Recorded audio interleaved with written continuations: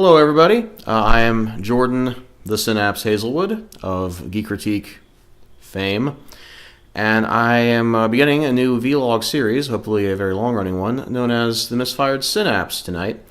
I've been thinking that I've been creating Geek Critique for a little over a year now, and I had to learn almost everything that went into that goes into the production, from editing to writing to a shot composition and such, largely from scratch. And so I feel like I've learned a lot, and I also feel that I have some trials and tribulations of the process that I could share, and perhaps some little pearls of wisdom that I can impart to anyone who's also considering joining the exciting world of internet video production. And that's what this forum will all be about. So I decided for the first episode to begin at the end by explaining my thought process that goes into creating the end credits. I like to think I take a lot of care into what I say there. Of course, the very first thing you see is the creator credit, but immediately after that, I feel it's very important to mention that of course I use a lot of copyrighted material for my show, and since my show is I like to consider it certainly a parody and a commentary on this and various other subjects, I feel that is legal, as protected under Title 17 of the U.S. Code. And of course, I did begin my show just coming out of the shadow of the SOPA debacle from late 2011, and so I could not allow myself to at least cover my bases on that front. And of course, after that is the starring credits, in which I give credit to everyone who directly contributed to the production of each show. And after that is my credits to the title card artists, those who contributed to what you could say the opening sequence of every one of my episodes.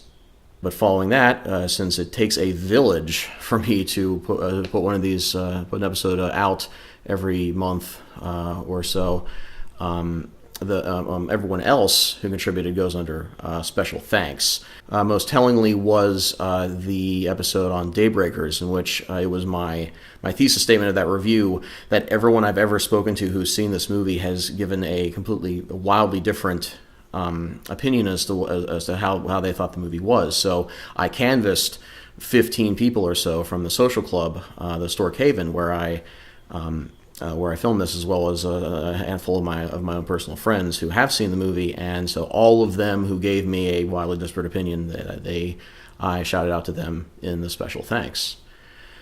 And then after that, of course, is the footage and music portion of the credits.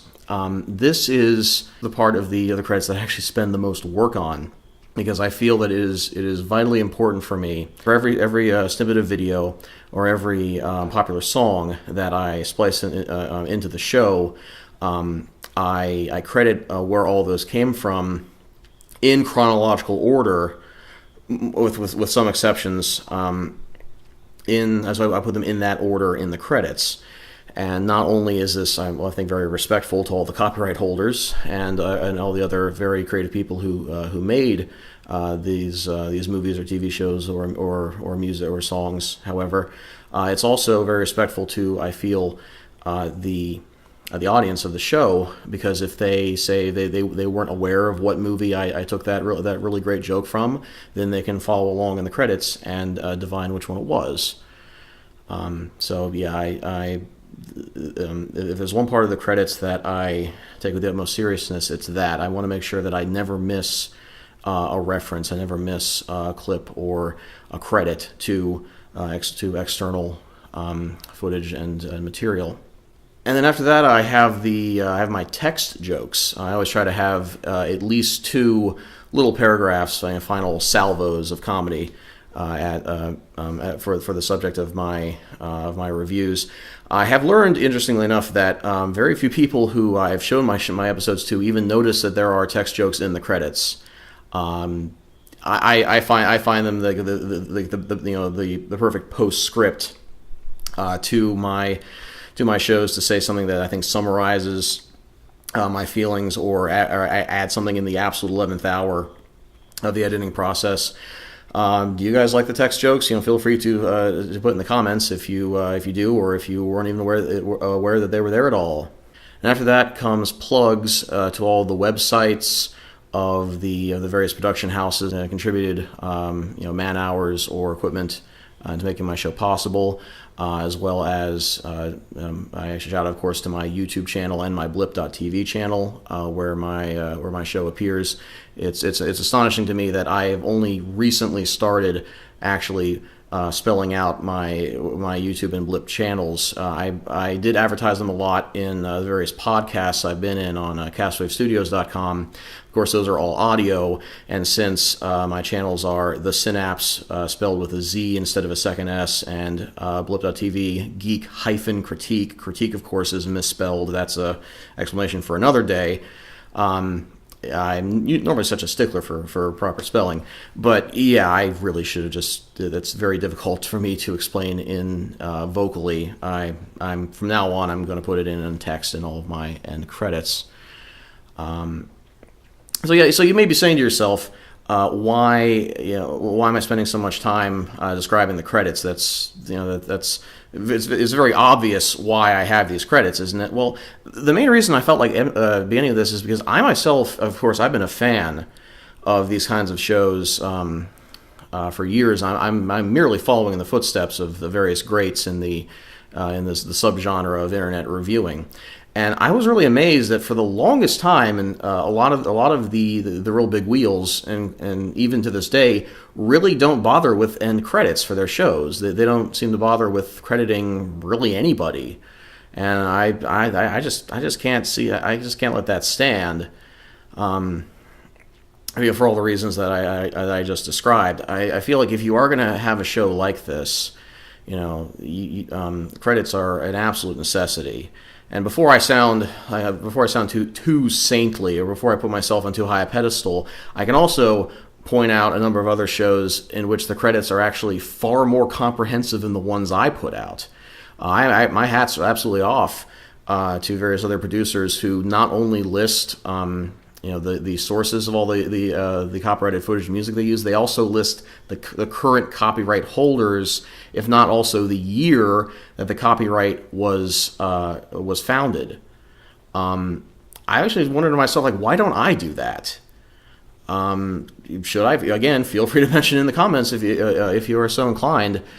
I think that's about all I have to say about the methods to my madness that goes into creating the credits for my shows. So I think the best way for me to sign off on this first episode of Misfired SynapZe is to give further credit to all the various people who have helped me make this show, this little dream of mine, possible. First and foremost, my mostly silent partner, Carl Balthazar Farless, who sits behind the camera for every episode. He's certainly done as much as I could ask anyone else to do for this show. And also my hat's off to Tom Handwerker and Steve Martin, who are always in my special thanks list because they are the co-proprietors of the social club, the Historic Haven, where I film all episodes of my show. And by the way, no, it's not that Steve Martin. I would also like to thank Ms. Carly Berkowitz, who is the creator of my little mascot, Critique. And as such, I must also thank her friend, Maria Pushko, who is the voice of Critique. Let me also thank Ms. Amanda Biller, who's helped me with so far 2 little playlets in front of the camera that I feel have really helped my reviews come along. I'd also like to thank my good friend Brendan Michelli, who after Tom and Steve, I think has the most appearances in my special thanks list, just specifically because I've spoken with him and he's advised me the most often on comedy and structure of my scripts. So thank you very much, Brendan. Let me also thank Ms. Laura Harding, who created both of the Film Lovables logos that I've used in my opening sequences. I'd like to thank Mr. Colin Kakamas, who has created the vast majority of my title cards, especially the episodic title cards that have gone before every installment of my show. And of course, I must also thank Timothy Beath, who has produced the rest of all those title cards. Let me also thank Mr. John Moore, who is a veteran cameraman for the Film Lovables professional filming company. He was behind the camera on some of my earlier episodes. I'd also like to thank Sean Holmes, the chief sound engineer for Catswave Studios' various podcasts, who also plied his trade on one or two episodes of my show, and he was also the just off-camera voice of Bane that one time. And once I've destroyed Gotham with my poorly thought-out bullshit technobabble, then you have my permission to die. Oh, and before I forget, let me also thank Kappa, the Blanket Girl, for all of her fine blanket-related goods and services that are far numerous for me to mention right now. But last but not least, thank you, the viewer, for without you, I would have no reason to produce a show to begin with. I hope you've enjoyed everything I've put out so far. I have no intention of stopping anytime soon. And I think that will do it. So hopefully you'll join me for the next installment of Misfired SynapZe. It'll be here before you know it. Till then, folks. That's right!